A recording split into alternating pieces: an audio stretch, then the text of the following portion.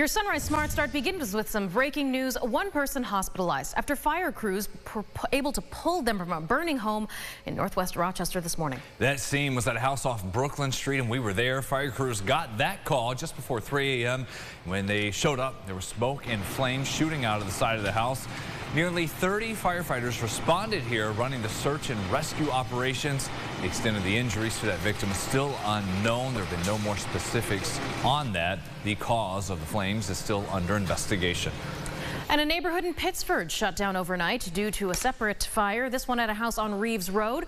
Calls for this one came in around 1 a.m. We're told the flames were out quickly, no injuries reported, and deputies say they do still need to look into a cause. This just in from state police. A motorcyclist is dead after hitting a deer on the Lake Ontario State Parkway in Greece. Troopers tell us around 5 p.m. yesterday, the deer ran into the westbound lane, colliding with the motorcycle. That impact threw the 79-year-old man riding it off the bike. He died later at the hospital. We will, of course, follow all of these breaking stories, so continue to get updates from us online at rochesterfirst.com. Stay with us.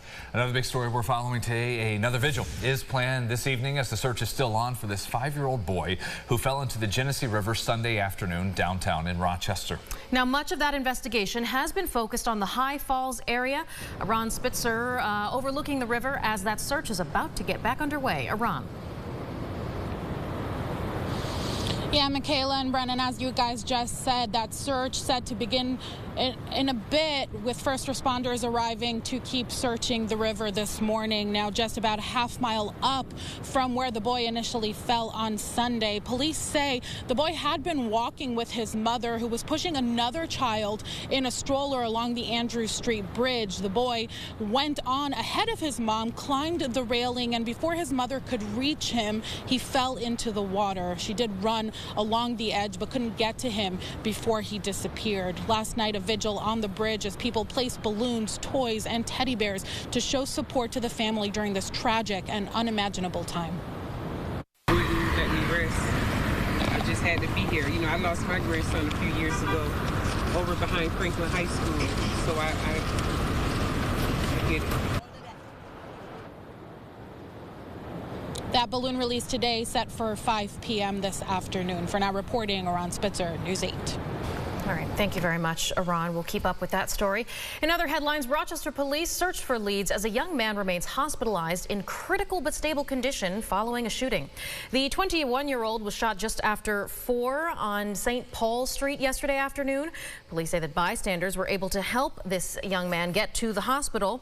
Now, we also know that officers say they later found a car in a nearby home with bullet holes. 2 people, including a 1-year-old child, were inside, but they were not hit. This investigation is ongoing. 2 men are in custody after a chase for a stolen car that began in Brighton just before 9 last night. Deputies say they identified a stolen car out of Ontario County driving down Panorama Trail, and when they tried to stop the driver, they took off. That led to the pursuit. All this ended shortly after at Elmwood Avenue and Commonwealth Road. No charges have been announced as of this morning. Rochester city leaders push back against federal policies they say unfairly target sanctuary cities and vulnerable communities. We heard from them at the annual ROC Resilience Roundtable. City officials outlined growing concerns they see over federal action they believe will have devastating impacts locally. Mayor Malik Evans says they will join a lawsuit against the Trump administration. The city of Susan B. Anthony and Frederick Douglass were making it clear that we're not going to stand for it. So, but the headline I wanted to announce today is that we will be filing a suit, San Francisco versus Trump.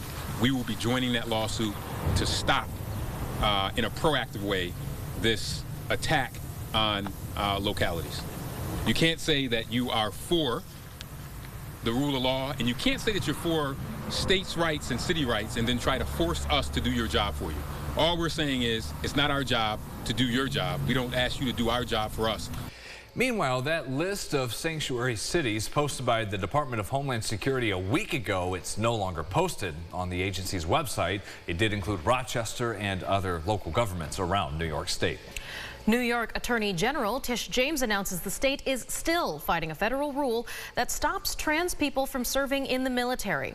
The current federal policy prevents any openly transgender person from joining or continuing their armed service. New York and 21 other states say this policy is unconstitutional, and according to those challenging the lawsuit, about 1,300 transgender New Yorkers currently serve on active duty in the U.S. military.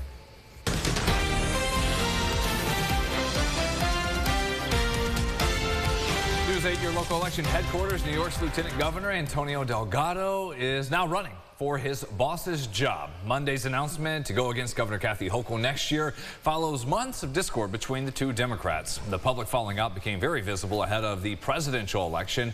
At that time, Delgado called for former President Joe Biden to drop his bid for re-election, as Hochul had been doing a lot of interviews on cable news supporting Biden.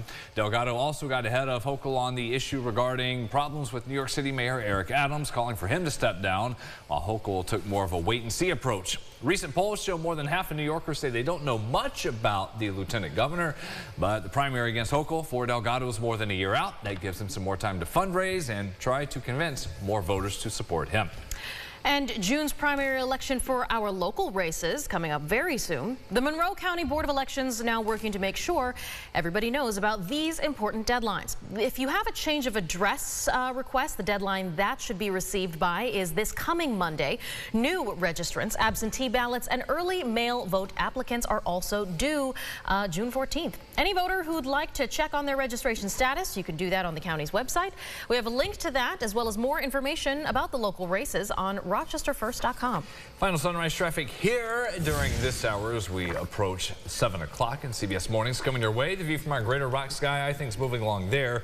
We do have one issue a little further out, 490 eastbound, coming in at the inner loop just off of our view. We'll be keeping an eye on that. And we still have some more sunrise traffic every half hour right up until 9 coming your way. Now we got James, final check the forecast here. Back to 80 since the 16th of May, so about over 2 weeks. We've been waiting. So if you love that warmth, then we will soak this one in. Humidity's not too bad. We'll get that dew point in the 50s. Tomorrow, I think we start to feel a little bit more of that heat and humidity. And yes, we've got that wildfire smoke, that haze overhead.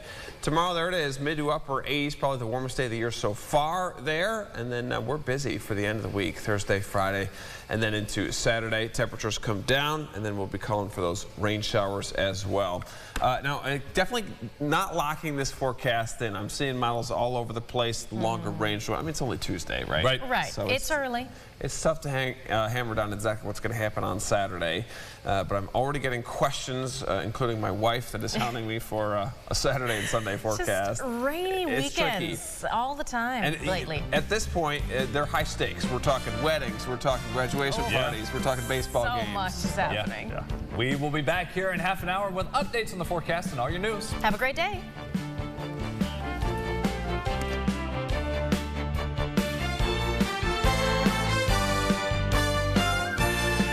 Follow News 8 wherever you are on RochesterFirst.com, Facebook, X, and on our app for news and weather.